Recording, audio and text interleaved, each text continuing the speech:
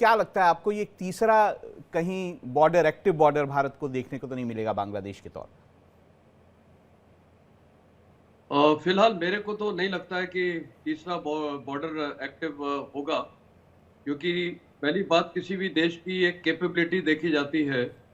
तो बांग्लादेश की कैपेबिलिटी तो मेरे को नहीं दिखती है, और उसको नुकसान ही होगा अगर वो भारत के साथ कोई लड़ाई करने की सोचेगा भी। तो वो बिल्कुल फ्रंट नहीं होगा, कोई नया फ्रंट नहीं खुलेगा। लेकिन हाँ, जब कट्टरपन आता है या किसी कंट्री में रेडिकलपन आता है, पहली बात पूरे बांग्लादेश में नहीं है वो रेडिकलिज्म, वो सिर्फ कुछ तत्वों में है। जैसे कि वो जमात एलिमेंट्स है, और साथ में सेना में भी कुछ हो सकते हैं और उनके पुलिस में भी हो सकते हैं। लेकिन पूरे बांग्लादेश में ये अभी लहर नहीं उठी है कि वो हिंदू और माइनॉरिटीज को टारगेट कर रहे हैं। तो मेरे को ये लगता है कि अगर स्थिति और खराब होती है, तो जो एक सबसे साधारण तरीका है जो पाकिस्तान ने हमेशा खेलता आया है भारत के खिलाफ, वो है आतंकवाद। और हो सकता है कि नया फ्रंट आतंकवाद का खुल जरूर सकता है। और नॉर्थ ईस्ट आज हमारे लिए बहुत वल्नरेबिलिटी है, मणिपुर में जो हो रहा है, बांग्लादेश में जो हो रहा है, और पाकिस्तान, ये जो चाइना भी वहां से हमारे बॉर्डर्स को एक्टिव रखता है नॉर्थ से। और मैंने खुद नथुला ब्रिगेड कमांड की है, जहाँ एम्बेसडर वोरा भी आए थे मेरे पास। और वो नीचे सिलीगुड़ी कॉरिडोर का इलाका है, तो ये वल्नरेबिलिटी है, तो भारत को सावधान रखना पड़ेगा। और मेरे ख्याल इस स्थिति को जल्दी से जल्दी हमें ठीक करना पड़ेगा, नहीं तो भारतीय सेना, अगर यहाँ पर चीजें खराब हो जाती हैं, टेररिज्म और इंसर्जेंसी अगर आती है, तो भारतीय सेना का डिप्लॉयमेंट इंसर्जेंसी और टेररिज्म में बढ़ जाएगा। और जो हमारा मेन रोल है चाइना को डिफेंड करना नदन बॉर्डर्स में, वो थोड़ा निगेट हो जाएगा। मेरा तो मेरे ख्याल संकेत ये उसी ओर था मेजर जनरल, कि जो वहाँ पे एलिमेंट्स हैं, जैसे अब इंटेलिजेंस की रिपोर्ट्स आ रही हैं कि हिजबुत ताहिर, HUT जिसे कहते हैं, उसके एलिमेंट्स जो हैं वो वेस्ट बंगाल और बांग्लादेश के बॉर्डर पर बहुत ज़्यादा एक्टिव हैं। उनके दो लोग जो हैं जिनको आइडेंटिफाई किया गया, रिजवान मारूफ और सबीर आमिर, ये लोग जो हैं ये मालदा और मुर्शिदाबाद का इन लोगों ने दौरा किया। यहाँ पर वो वहाँ यंगस्टर्स से मिले, और ये मुलाकातें जो हैं ये रिकॉर्ड की गई हैं इंटेलिजेंस द्वारा। तो एक तरह से जब मैंने बात की थी एक्टिव बॉर्डर की, तो शायद मैं प्रॉक्सी वॉर की बात कर रहा था जो पाकिस्तान की तरफ, जिस पे आपने इशारा भी किया, उस तरह की चीज़ें। और जिस तरह के एलिमेंट्स वहाँ पर हैं बांग्लादेश में, जो हमारे को देखने को मिला, जिस तरह से हिंदुओं पर हमले हुए, जिस तरह से कट्टरपंथी, जो मुस्लिम कट्टरपंथी हैं, उनकी आवाज़ें वहाँ पे सुनाई दे रही हैं, और इनएक्टिव दिखाई देती है वहाँ की सरकार। तो ये क्या हम मान सकते हैं कि वहाँ से जो चरमपंथ है वो आतंकवाद के रूप में भारत को देखने को मिलेगा? बिल्कुल वो पॉसिबल है, वहां से ये आतंकवाद फैल सकता है। जैसे मैंने अभी पहले भी बोला था, नॉर्थ ईस्ट के इलाका एक हमारे लिए वल्नरेबिलिटी है। सिलीगुड़ी कॉरिडोर जो चिकन स्नैक का इलाका है, और चाइना ने भी आपको पता है कि डोकलम में काफी कोशिश की है, पहले भी 2017 में भी की थी। और ये वाला जो इलाका है, पूरा बांग्लादेश वाला इलाका, वो हमारे असम से जुड़ा हुआ है, बंगाल से जुड़ा हुआ है, त्रिपुरा से जुड़ा हुआ है, असम से जुड़ा हुआ है। तो ये पॉसिबिलिटी है कि वहां से भी, और नॉर्थ ईस्ट खासकर जो म्यांमार का इलाका है, वहां से भी जो ये रेडिकलिज्म चल रहा है, तो ये भारत के लिए एक नया फ्रंट मैं कन्वेंशनल वॉर नहीं बोलूंगा, पर नया फ्रंट टेररिज्म और इंसर्जेंसी के लिहाज से खुलने की संभावना है। दीपक बोरा साहब, आपने सुना मेजर जनरल संजय मैसन को। क्या जिस तरह से पाकिस्तान इस वक्त बांग्लादेश में इंटरेस्ट ले रहा है, हथियार भेज रहा है, हम जानते हैं कि हथियारों के उन्होंने कई खेप वहाँ भेजी हैं। हम जानते हैं जो चाइना है उसका बड़ा इंटरेस्ट है बांग्लादेश में, और चाइना जो है वो भी, उसकी जो पॉलिसी है भारत को घेरने की, वो भी कहीं ना कहीं बांग्लादेश से जुड़ी है। तो इस तरह की जब इंटरेस्ट बांग्लादेश में हैं, तो हमारे लिए एक मुसीबत बांग्लादेश जो है, चाहे वो ताकत के तौर पे नहीं लेकिन एक इरिटेंट के तौर पे ज़रूर बन सकता है। हमारे को सर बहुत अच्छा लगता है जब आपके चैनल पर होता हूँ। मैं अभी लौटा हूँ फ्रॉम बोईसर, मुंबई के पास, और वहां पे कुछ इंडस्ट्रियलिस्ट से मेरी मुंबई में बातचीत हुई, और आपके पास तो इतने सारे और विशेषज्ञ हैं पैनल पर जिनकी जानकारी मुझसे कहीं ज्यादा है। वो इंडस्ट्रियलिस्ट कहने लगे, जनरल मैस्टन साहब आपके साथ जब मैं वहां था, when you were commanding, and Bharat के पास जनरल मैस्टन साहब जैसे सिपाही हैं, बांग्लादेश कुछ नहीं कर सकता। तो वहां की जो इंडस्ट्रीज कहने लगे, जिनकी गारमेंट्स फैक्ट्रीज हैं, कि सारे बड़े नाम जो हैं अमेरिका से, यूरोप से, वो भारत से ऑर्डर्स ले रहे हैं। बांग्लादेश की गारमेंट इंडस्ट्री खत्म हो चुकी है। मुझे 1 मिनट और दीजिएगा। 1988 में बांग्लादेश इस्लामिक बना था, सर इस्लामिक एक्सप्लोर कर रहे हैं, कंट्री। ऑर्डर्स नहीं मिले, एक्सप्लोर जरूर किया है नहीं sir, they have western got उसने। ऑर्डर्स। मैं वहीं से आ रहा हूँ sir. They have got orders, they have got firm orders Zara से और इससे उससे। आप लोग शायद, आपको भी पता है, 1-2 दिन में वो अनाउंस कर देंगे। अब मैं आपसे इतना कहना चाहता हूँ सर, 1988 में ये इस्लामिक बना है सर। और उसके बाद फ्राइडे सर्मन्स जो मुल्लास देते थे, वो बड़े डिस्टर्बिंग होने लगी। क्यों हुआ ये? वो अरशाद फरशाद कोई जनरल होता था, उसने किया था। क्यों सर? कार्ल मार्क्स ने 1849 में कहा था। उस समय बांग्लादेश की आर्थिक हालत बहुत खराब थी। जब पेट खाली है, धर्म भरो, इस्लाम डाल दो उसके अंदर।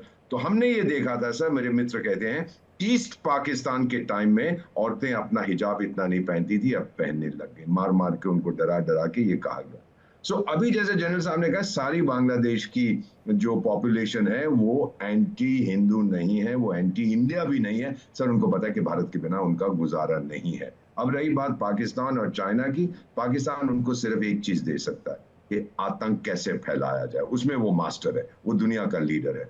चाइना कुछ नहीं करेगा, उसकी अपनी हालत बहुत कमजोर है सर। बांग्लादेश को क्या बोलेगा कि जाके लड़ो भारत के साथ?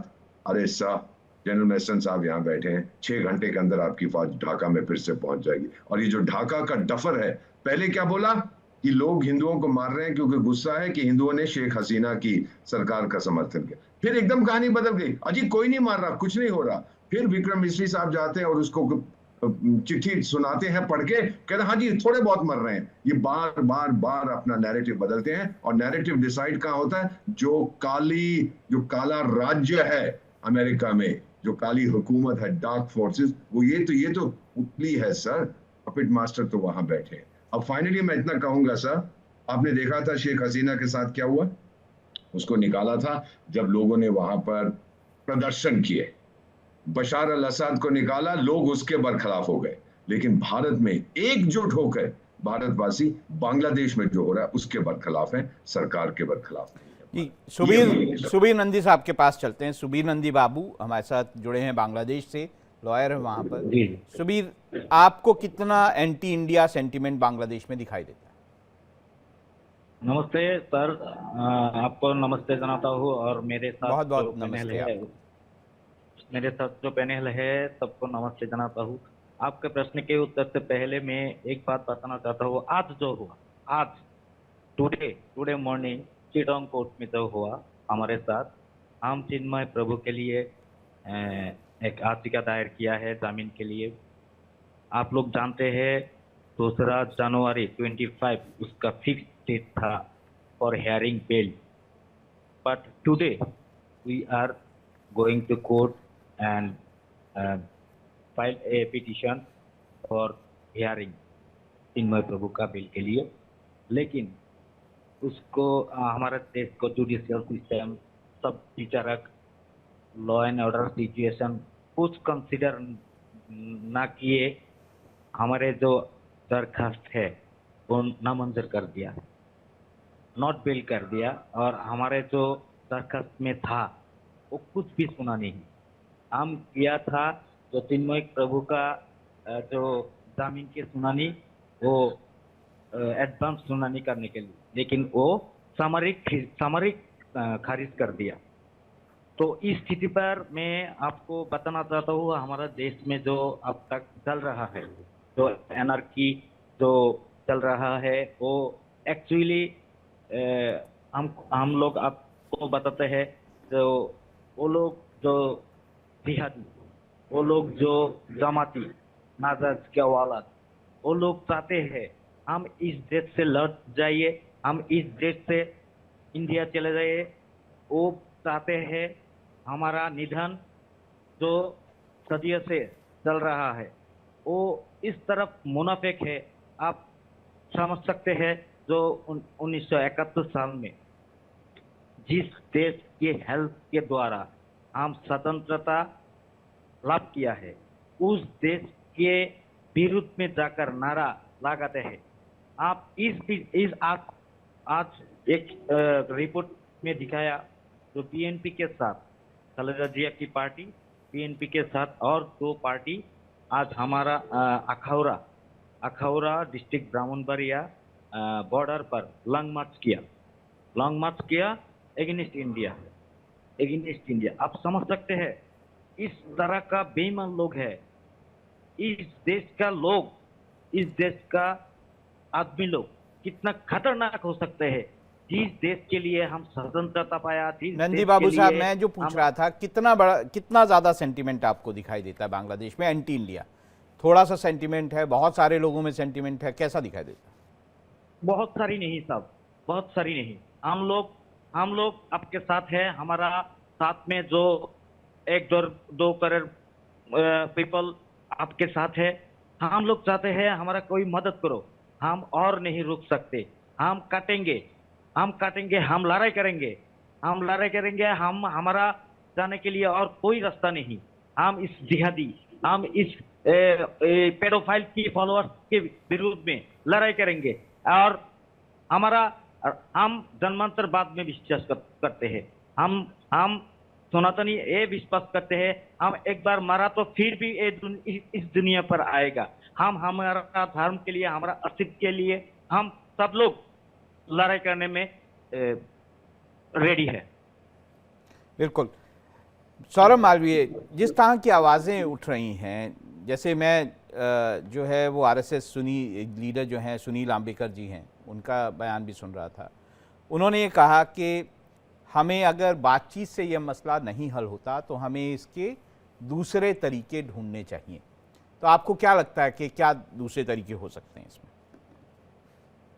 देखिए, निश्चित तौर पर यह मानवता की लड़ाई है। ये केवल बांग्लादेश के हिंदुओं की प्राण की रक्षा की बात नहीं है। ये पूरे विश्व को एक साथ आना पड़ेगा। पूरे विश्व को एक साथ मानवाधिकार के रूप में उस मंच को मजबूत करना पड़ेगा। तो पहली अपील तो यही है कि यह एक ह्यूमैनिटी की लड़ाई है। इसमें पूरा भारत, पूरा विश्व और पूरा हिंदू समाज, जो हम वसुधैव कुटुंबकम की बात करते हैं, तो मानवता की बात करने वाले हम लोग यही चाहेंगे। और हम आप सभी लोग मिलकर तो यही बात कर रहे हैं। आज पूरा देश कैसे विचलित हो रहा है देखकर, अभी नंदी जी बोल रहे थे, उनकी स्थिति देखिए और उनके साहस को मैं प्रणाम करता हूं कि वो सनातन धर्म की रक्षा के लिए कह रहे हैं कि हम लड़ेंगे, भिड़ेंगे और वहां खड़े रहेंगे। ये बहुत बड़ी बात है। आज पूरा बांग्लादेश में हिंदू समाज खड़ा है, डट के विरोध कर रहा है। आवश्यकता है कि ममता सरकार और भारत सरकार तो कर ही रही है, भारत सरकार समय आने पर करेगी। राहुल जी, एक बात बहुत स्पष्ट है, यह सरकार जीवंत सरकार है और हिंदुओं की रक्षा करने के लिए कृत संकल्प है। अभी देश खड़ा होगा, आवश्यकता पड़ेगी तो आम्बेडकर जी कह रहे हैं वह सच होगा। सरकार के कई दरवाजे हैं और सरकार कट्टरपंथियों के चंगुल में बंद है। और जबकि को ध्यान नहीं उस सरकार को, बांग्लादेश हमारा पड़ोसी है, सबसे अच्छे संबंध रहे। भारत का बांग्लादेश का संबंध बहुत आत्मीय रहा है। उस संबंध को भूल रहे हैं और चरमपंथी और कट्टरपंथियों के चंगुल में उलझे हुए हैं। लेकिन इसका जवाब भारत देने में सक्षम है। समय आने की आवश्यकता है। जी, मैं यही सवाल जो है वो दीपक बोहरा साहब से पूछना चाहूँगा। दीपक जी, आप टेक्सटाइल इंडस्ट्री की बात कर रहे थे, आपने कहा कि आपकी मुलाकात भी हुई, आपने सुना भी। हम जो लोग टेक्सटाइल इंडस्ट्री को अच्छे से जानते हैं, हम जानते हैं कि 56% जो रेडीमेड गारमेंट्स का इंपोर्ट है वो भारत बांग्लादेश से करता है। और भारत जो है एक बड़ा एक्सपोर्ट जो है कॉटन और सिंथेटिक फाइबर का बांग्लादेश को करता है। दूसरी चीज़ ये कि चाइना जो है एक और बड़ी मार्केट है जो टेक्सटाइल, जो रेडीमेड गारमेंट्स की है। तो ऐसे में आपको ये नहीं लगता जितना हम इस चीज़ में देख रहे हैं बांग्लादेश का, शायद उससे ज़्यादा हमें भी होगा और उधर चाइना को बहुत फ़ायदा होगा? हमें किस बात का नुकसान होगा सर? मैंने कहा आपको, मैंने बताया कि हम एक्सपोर्ट करते हैं टेक्सटाइल जो है कॉटन और सिंथेटिक फाइबर्स, वहाँ उनको करते हैं, और इंपोर्ट करते हैं रेडीमेड गारमेंट्स जो हम आगे एक्सपोर्ट करते हैं। कॉटन और सिंथेटिक फाइबर्स की तो डिमांड पूरी दुनिया में है सर। ऑल्टरनेटिव मार्केट ढूंढने में हमें कोई समय नहीं लगेगा। जहां तक चाइना का सवाल है, वो हुआ क्या है सर? वो क्या करेगा? अटैक करेगा बांग्लादेश के थ्रू मुझ पर? चाइना में दम है? ये जो गार्लैंड ऑफ क्या है, वो स्ट्रिंग ऑफ पर्ल्स वगैरह खुद घिसा हुआ है, खुद फंसा हुआ है। ये चीजें सर हमने देखी है चीन की हकीकत, लेकिन दिल के खुश रखने को गालिब ये ख्याल अच्छा है, दम नहीं है उसमें कुछ करने को, ना वो पैसे देगा बांग्लादेश को। देख लीजिए मालदीव्स को कितने पैसे दिए, नेपाल को कितने पैसे दिए, श्रीलंका को कितने पैसे दिए, सबको दबोएगा। और ये मालूम है, ये जो ढाका का डाकू है जो वहां बैठा हुआ है इस समय, जो भी इसका नाम है इस बुड्ढे का, इसको ये समझ नहीं आ रहा कि ये किसी के सगे नहीं है। पाकिस्तान के साथ जो मिलने की कोशिश करे, अभी मैंने सुना हमारे विशेषज्ञ जो हैं बहुत अच्छा कहा कि हमने आजादी दिलवाई थी। सब मैं आपको याद दिलाना चाहता हूं, डिप्लोमेसी के अंदर सबसे पहली चीज हम सीखते हैं उसको कहते हैं श्वार्ज़ेनबर्ग प्रिंसिपल। 19वीं शताब्दी के मध्य में, सुन लीजिएगा सर, ऑस्ट्रिया साम्राज्य की पिटाई हो रही थी, हंगेरियन लोग मजियार जिनसे कहते हैं उनको ठोक रहे थे, तो ऑस्ट्रिया के शहंशाह ने रूस के शहंशाह से कहा कि टाइगर मेरी मदद कर दे, रूस ने सिपाही भेजे और हंगेरियंस को ठोक दिया। दुनिया ने कहा ऑस्ट्रियन से अब तो आप आभारी होंगे रूस के, उसने कहा सारी दुनिया हैरान हो जाएगी कि हम आभारी बिल्कुल नहीं होंगे। No such thing as gratitude in international affairs, इसकी बात मत करिए। फाइनली हमें क्या करना चाहिए? पहली चीज, इकोनॉमिकली स्ट्रैंगुलेट देम सर, ये मिलिट्री ऑप्शन तो एंड में आएगा। दूसरा, उनकी अंतरराष्ट्रीय छवि खत्म हो गई है, कोई भी फॉरेन इन्वेस्टमेंट नहीं जाएगा आतंकी देश में। पाकिस्तान का एग्जांपल देख लीजिए, $1 नहीं वहां पर जाता। और फाइनली अगर कुछ नहीं होता तो फिर यूनाइटेड नेशंस का सैंक्शन है sir, 2005 resolution, responsibility to protect, और फिर मेस्टन साहब वहां खुद जाएंगे किसी से पूछे बिना और रक्षा करेंगे वहां की मिनॉरिटीज की। सो मेस्टन साहब से ही बात करते हैं, जनरल संजय मेस्टन, आपको क्या लगता है क्या सोल्यूशन है? बिकॉज माना यह जाता है कि जब डिप्लोमेसी फेल होती है तभी आर्मी की जरूरत पड़ती है। और देखिए सोल्यूशन काफी है।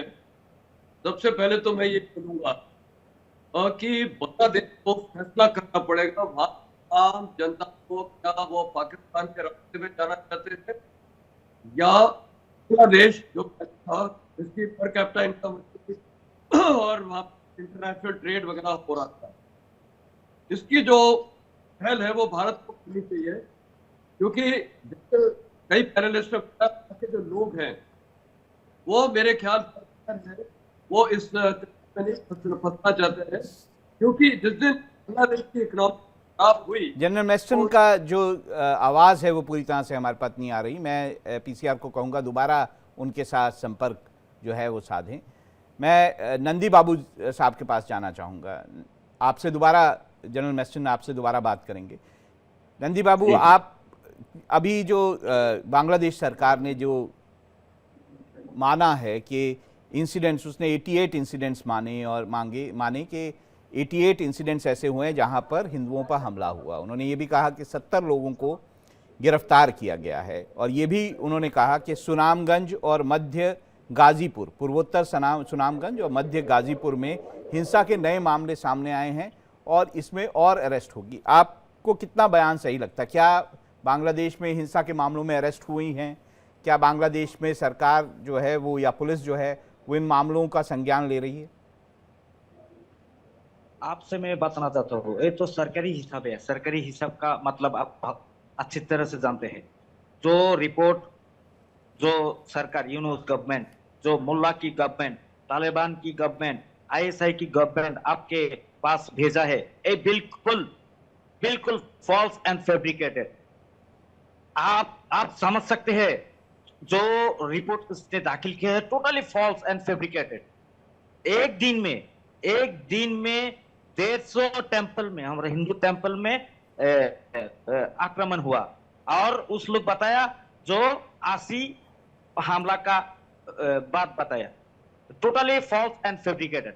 हाँ, ये इस स्थिति जो है इस देश का, और डेली 80 प्लेस पर हमला हो रहा है, और daily 100 people are arrested in this तालिबानी government in for this country. जो रिपोर्ट आपने देखा टोटली फॉल्स, ये हम कंडेम करते हैं। हम बांग्लादेश से नागरिक के होते नाते हम इस रिपोर्ट का टोटली कंडेम करते हैं। सौरभ, ये आपने सुना नंदी बाबू की बात, उन्होंने कहा कि ये पूरी तरह से गलत जो आंकड़े हैं वो जो बांग्लादेश सरकार है उसने दिए हैं, और बहुत ज़्यादा, इससे ज़्यादा हमले हो रहे हैं। तो भारत को कितना इंतज़ार करेगा इन सब चीज़ों को रोकने के लिए? क्योंकि वहाँ पे अब जो नए मामले आ रहे हैं, जैसे खुद सरकार ने कहा कि वहाँ की बांग्लादेश सरकार ने कि पूर्वोत्तर सुनामगंज और मध्य गाजीपुर में नए मामले हैं, तो ये जैसा कि जो है नंदी बाबू बोल रहे थे कि ये सिर्फ ऊपर की दिखावा है, इससे बहुत ज़्यादा घटनाएं वहाँ घट रही हैं। ऐसे में कब तक जो है थ्रेशहोल्ड आपको लगता है सरकार का पहुंचे? निश्चित तौर पर नंदी बाबू जो कह रहे हैं उससे ज्यादा घटनाएं हो रही हैं। वहां चुन चुन के महिलाओं के का बलात्कार हो रहा है और परिवार में बंधक बनाए जा रहे हैं और उनको नोच रहे हैं, खा रहे हैं, मार रहे हैं, काट रहे हैं, घर में आग लगा रहे हैं। सच है, इसमें कहीं कोई दो राय नहीं है। बहुत विभत्स स्थिति है, बहुत ही भयावह स्थिति है।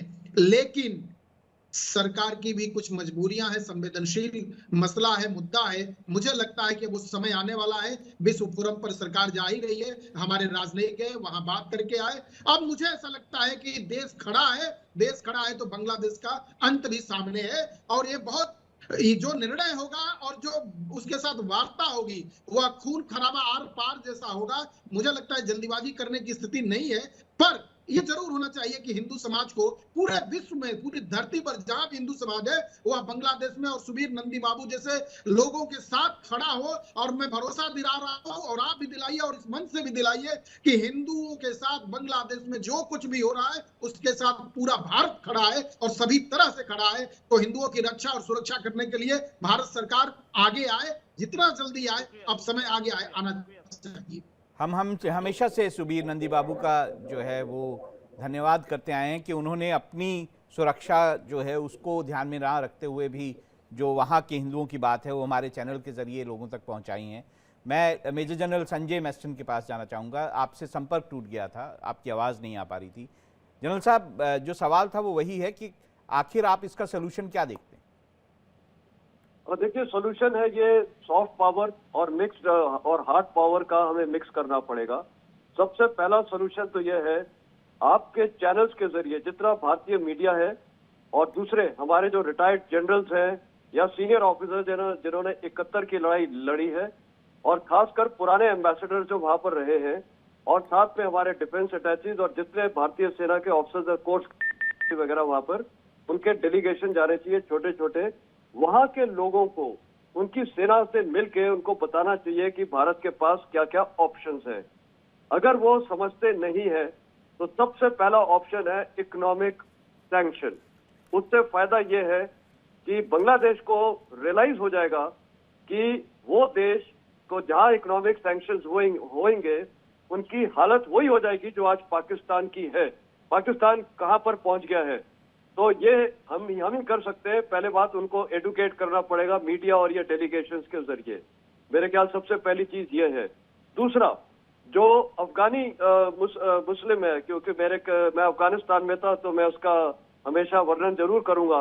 अफगानिस्तान के लोग पाकिस्तान से नफरत करते हैं नंबर 1 पे और हिंदुस्तान को सबसे ज्यादा चाहते हैं। यही अफगानी काफी लोग हैं जिनको बांग्लादेश भेजना चाहिए। जब मुस्लिम भाई मुस्लिम को बताएगा कि पाकिस्तान ने कैसे अफगानिस्तान को 60-70 में अफगानिस्तान एक सेक्युलर और बहुत अच्छा देश था, आज कहां कट्टरपन पे घुसा दिया, तालिबान उसको रूल कर रहा है। तो बांग्लादेश को वो भी बताएं कि क्या आप इसी रास्ते में जाना चाहते हैं और या आपको अच्छा रास्ता चुनना है। वो बांग्लादेश के लोग फैसला करेंगे। तो जब ये एडुकेशन की जाएगी कई जरिए द्वारा, बांग्लादेश के लोगों के बीच में जब एक जागरण आएगा। आपने अभी देखा ये सीरिया में ही किस प्रकार 54 इयर्स का एक जो सख्त ऑटोक्रेटिक रूलर था, उसको वहां के जब लोगों ने बताया कि लोग कितने खुश थे, वहां पर भी इकोनॉमिक सैंक्शंस लगाए थे वेस्ट ने, और किस प्रकार वहां की सेना वगैरह वहां से भाग गई थी। तो पाकिस्तान जो बांग्लादेश की आर्मी है और हमारे उससे बहुत अच्छे ताल्लुक आते हैं, उनके ऑफिसर्स आते हैं, हमारे भी जाते हैं कोर्स के लिए। मेरे ख्याल उनके आर्मी ऑफिसर्स के साथ संपर्क करके उन लोग को बताना चाहिए कि आप अपनी ये जो कट्टरपन लोगों को रोकिए, उनको वही कंट्रोल कर सकते हैं। नहीं तो फिर भारतीय सेना तो आखिरी में लास्ट रिजॉर्ट है, जो मैं आपको हार्ड ऑप्शन बोल रहा हूं, उसकी स्थिति वैसे आएगी नहीं। आप देख लेगा ये सुधर जाएंगे। और एक और चीज है, ये मेरे को लग रहा है मोहम्मद यूनुस की भी इसमें कुछ चाल है, क्योंकि वो नहीं चाहते इलेक्शंस हो। कारण ये है कि वो उनको भी पावर चाहिए, और पावर यही जब आप कट्टरपंथी का रास्ता अपनाएंगे जो पाकिस्तान चाहता है। और पाकिस्तान की स्टेटेड पॉलिसी है भारत को डिस्टेबलाइज करना, भारत में अस्थिरता लेके आना और हिंदू मुस्लिम झगड़े करवाना। हमको इस चक्कर में नहीं फंसना है, नहीं तो हम वो 47 की हालात में नहीं आने चाहिए जो जिन्होंने जब कराया था।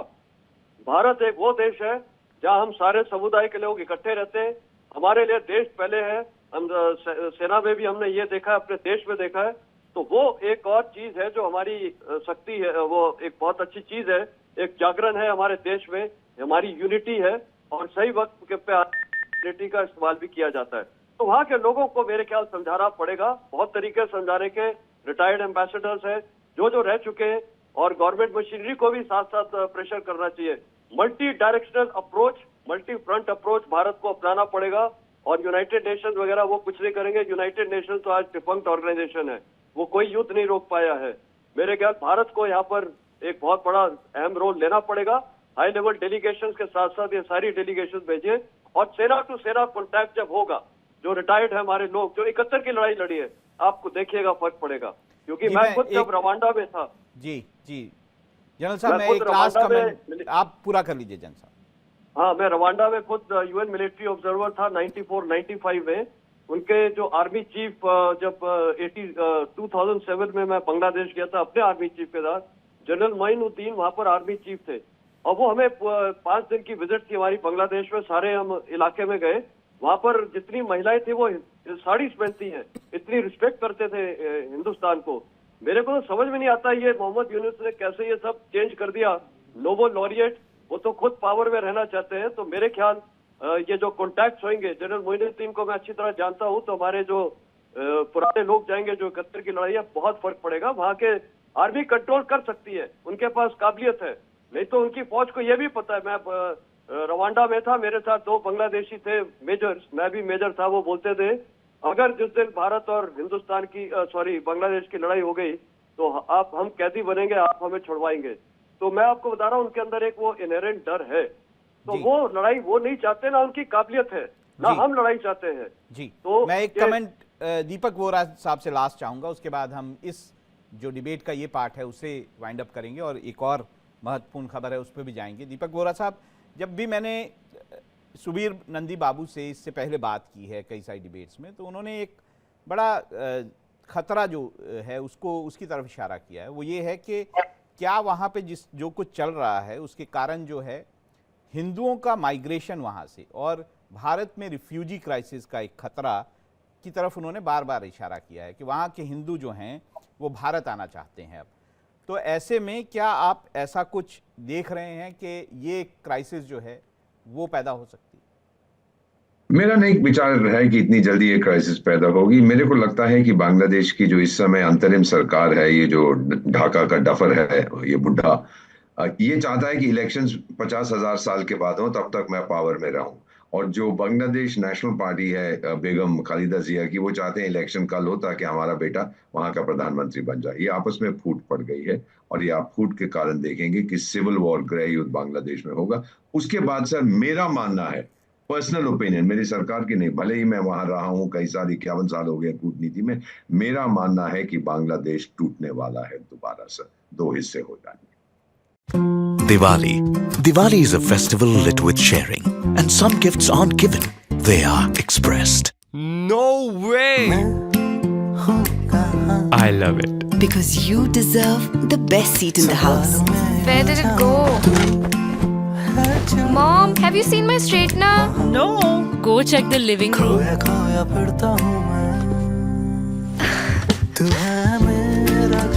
You light up every room you enter.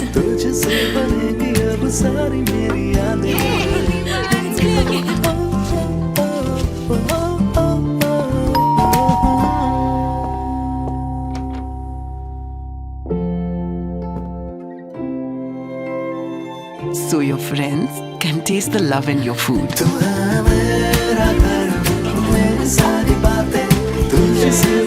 This Diwali, unwrap emotions with Speaking Gifts by Home Center.